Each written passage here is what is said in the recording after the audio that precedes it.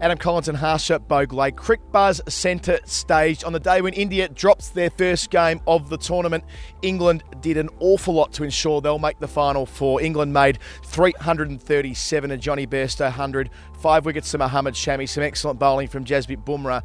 But India, they were in the chase briefly when Kohli and Rohit Sharma were batting together, and a second time again when Hardik Pandya was taking the long handle, but just for not for long enough periods. No. I thought the first 10 overs, only 27. It suggested to me, one, that Rohit Sharma was struggling a little bit, but that India desperately wanted to keep wickets in hand because they're a little unsure of what's going to come later on. I mean, even beyond 7, but even up to 7. So I thought that slow start meant that India were always behind. As you said, twice in the with a chance, not quite in the chase, but with a chance with Rohit and Virat. And briefly when Rishabh and Hardik Pandya, I enjoyed watching Hardik Pandya bat, but was very disappointed with the end. Johnny Bairstow was a player where so much was talked about of him in the lead up to this game. He copped a fairly big pounding by the press for saying they were against him and the country were perhaps wishing England ill in the lead up to this game after dropping their last 2 fixtures. But he certainly responded in style with the bat. As Michael Vaughan said, Cricket Buzz's own Michael Vaughan, perhaps Johnny should leave his bat do the talking. You know, it's interesting. I was overhearing Ben Stokes talking to somebody, and he said he's the kind of guy who loves a challenge. So for all that you know, Johnny Bairstow was probably saying, right, I want a challenge. I want to wade into that situation. Right, let me take on somebody, and then let's see what it goes. But I mean, if that works for him, that works for him. It was a wonderful innings. And I'll tell you what, the Roy Bairstow pairing coming together, suddenly New Zealand is saying, India, why? India, why? Because I see England being favourites in that game against New Zealand. Yeah, just in the nick of time. Jason Royce back, he looked fantastic. Some good hitting, some fantastic hitting actually from Ben Stokes, and a little bit from Josh Butler, a little cameo. Stokes 79, his third half century on the trot. But from Indian perspective with the ball, Mohammad Shami, 4 wickets in his first outing after getting in the side, 4 in his second, 5 today. Can't do a thing wrong. Bumrah, not so much in the wickets column, but his Yorkers, he just can't be blown off track. And now, there's 2 Mohammad Shamis. There's one who comes in with a new ball, bowls beautifully, who comes back in the middle overs, really lets the ball zip, and there's a Shami who comes in at the end. His last 3 overs produced 44. He was 7 overs 25 at one stage, and then he finished with 5 for 69. So if India had someone else to bowl at the death, that would have been wonderful, but don't take anything away. Shami is bowling really, really well, and Bumrah at the death, he's the best.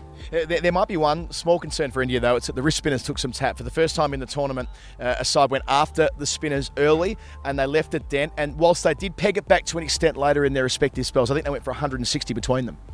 I think the message, and some of us are surprised the message didn't go out earlier, is don't let the wrist spinners dictate to you, because if they do that, you're in trouble. You go after them. And we found today that when it was an easy track to bat on, but we found today that if you go after the wrist spinners, then maybe you start searching for bowlers a little too early.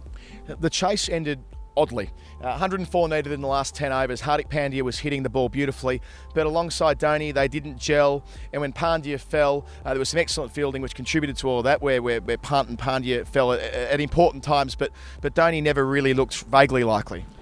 30 runs was the difference in the end. I wouldn't have minded India losing by 50, 55 and going in a blaze of glory as if to tell the fans, you know what, here we are. We're going to take this chase right through to the end. I wouldn't even have minded if Dhoni had started fourth with 4 or 5 overs left rather than do that customary last over.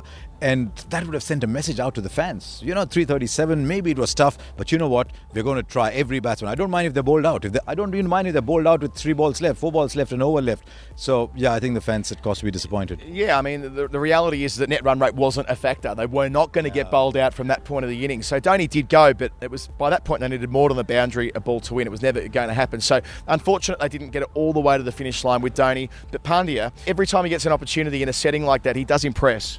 I think there's a number 5 hiding there. Some people disagree with me. I think there's a number 5 hiding there, a permanent number 5. But India only sent Pandya in when they're in trouble and they want these quick runs. I'd like to see Pandya in a 300-run chase, come in at 100 for 2, 100 for 3. He looked a better player than Rishabh Pant.